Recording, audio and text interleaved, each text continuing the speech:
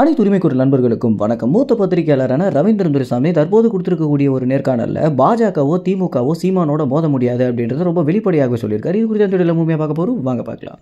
நாம் தமிழர் கட்சியும் பாமக கட்சியும் கூட்டணி வைப்பாங்களா அப்படின்ற ஒரு கேள்வி இந்த நெய்வேலியில் நடந்த ஒரு போராட்டத்திலிருந்தே தொடர்ந்துட்டு இருக்கு அப்படின்னே சொல்லலாம். ஏன்னா சீமான் அவர்கள் பார்த்தீங்கன்னா அன்புமணி ராமதாஸ்க்காக அந்த ஒரு இடத்துல போராட்ட களத்தில் குதிப்பேன் அப்படின்னும் அன்புமணி ராமதாஸுக்காக நான் இறங்கி களத்தில் நிற்பேன் அப்படின்னு சொல்லியிருந்த ஒரு விஷயம் தமிழ்நாடு முழுக்க ஒரு பெரிய பரபரப்பை உண்டு பண்ணியிருந்துச்சு. அதற்கு பிறகு ராமதாஸ் கூட என்ன சொல்லியிருந்தாரு அப்படின்னா, நம்ம சீமானுடைய அரசியலையும் தாண்டி அவர் ஒரு தனி மனிதனாக நான் பெரிதளவில் அவரை மதிக்கிறேன் அப்படின்னும், ஏன்னா இந்த அளவுக்கு துணிச்சலான ஒரு அரசியல் தலைவன் வரலாற்றிலே இருந்ததில்லை அப்படின்ற காரணத்தினாலேயே சீமான் மேல ஒரு மிகப்பெரிய மரியாதை நான் வச்சிருக்கேன் அப்படின்னு பல இடங்களை பதிவு பண்ணியிருக்காரு. இந்த மாதிரி இவங்களுக்குள்ள ஒரு நல்ல நட்பு போயிட்டு இருக்கு அப்படின்னு நம்ம எல்லோருக்குமே தெரிஞ்சிருக்கும். இதனுடைய இறுதி கட்டமாக இவங்க கூட்டணி வைப்பாங்களா அப்படின்ற ஒரு கேள்விதான் தமிழ்நாடு முழுக்க இப்ப பரபரப்பாக மாறி இருக்கு. ஏற்கனவே அன்புமணி ராமதாஸ் மற்றும் ராமதாஸ் அவங்க கட்சியுடைய பொதுக்கூட்டத்தில் கூட்டணி குறித்து பல விஷயங்களை பேசியிருந்தாங்க.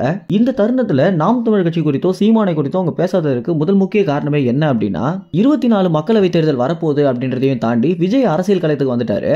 இனிமே இவங்க எல்லோருமே கூட்டணி ஆனாங்க அப்படின்னா விஜயை பார்த்து இந்த கட்சிகள்லாம் பயந்துட்ட மாதிரி ஆயிடும் அப்படின்ற காரணத்தினாலதான் கூட்டணி குறித்து அந்த ஒரு பொதுக்கூட்டத்தில் பேச மறுத்திருந்தாங்க. அதனை தொடர்ந்து தற்போது ஒரு நேர்காணல பாத்தீங்கன்னா, நீங்க வருங்காலத்தில் கூட்டணி வைக்கிறதுக்கு வாய்ப்பு இருக்கா அப்படின்னு அன்புமணி ராமதாஸிடம் நெறியாளர் கேட்ட கேள்விக்கு அன்புமணி ராமதாஸ் சிறிதும் தயங்காம, தம்பி சீமானுடைய கொள்கையை நான் ரொம்பவே மதிக்கிறேன், தமிழ் தேசிய அரசியல் அப்படின்றது எந்த அளவுக்கு மக்களை ஈர்க்குது அப்படின்றத நான் நாள்தோறும் பார்த்துட்டு தான் வந்துட்டு இருக்கேன், இதுதான் மக்களுக்கு தேவை அப்படின்னா இன்னும் வருங்காலத்தில் நிச்சயமாக நாங்கள் அதை கொடுப்போம் அப்படின்னு சொல்லியிருந்தாரு. இந்த ஒரு பதில் மறைமுகமாக எதை குறிக்குது அப்படின்னா, தமிழ் தேசிய அரசியலுக்குள்ள பாமக கட்சியை நுழைய போறாங்க அப்படின்றத ரொம்ப தெளிவாகவே காட்டுது. ஏன்னா மக்களுக்கு எது தேவை அப்படின்றத உணர்ந்து சீமான் பண்ற அரசியலை பார்த்து பிற அரசியல்வாதிகள் பார்த்தீங்கன்னா இதை தான் நம்மளும் பண்ணணும் அப்படின்னு யோசிக்கிற அளவுக்கு சீமானுடைய அரசியல் தமிழ்நாட்டை மாத்திருக்கு. பாமக கட்சியும் நாம் தமிழ் கட்சியும் வருங்காலத்தில் கூட்டணி வைப்பாங்க அப்படின்றத காட்டுது. இது குறித்து சீமான் கூட பல இடங்கள் என்ன சொல்லியிருந்தாரு அப்படின்னா, அவங்களுடைய கொள்கை அவங்களுடைய கோட்பாடு எல்லாத்தையுமே வருங்காலத்தில் பார்த்து தான் நாங்கள் முடிவு பண்ணணும் அப்படின்னு, இப்போ வரைக்கும் அந்த முடிவே எங்களுக்கு இல்லை அப்படின்னு சொல்லியிருக்காரு.